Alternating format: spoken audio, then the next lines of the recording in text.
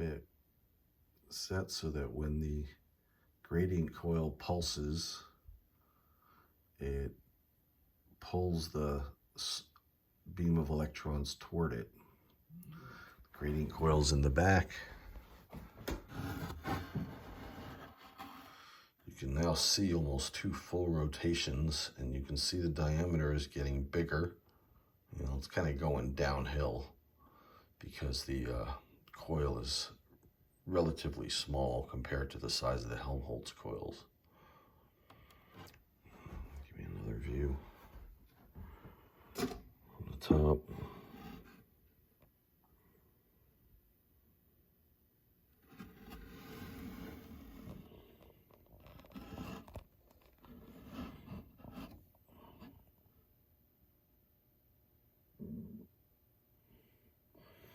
In a nuclear magnetic resonance experiment, think of that spinning beam of electrons as your gyrating protons.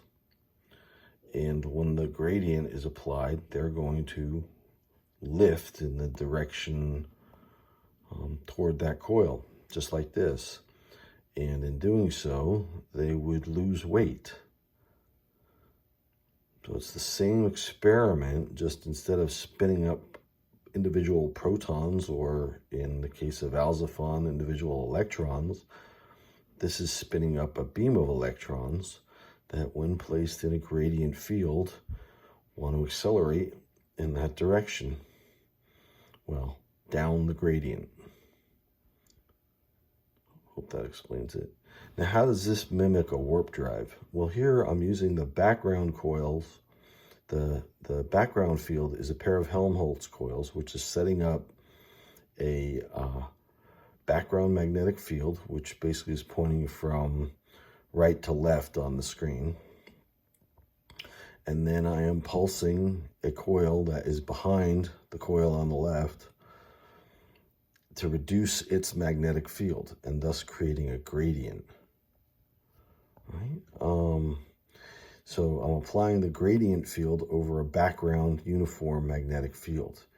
In space-time, we have a background relatively uniform Maxwell temporal field. It's a scalar magnetic flux density. If we apply a gradient field on top of it while initiating NMR throughout the entire vessel and everything we want to transport, then when the gradient field is pulsed, the ship and everything in it, everything that's resonating under NMR and EPR will accelerate forward. And that's the warp drive.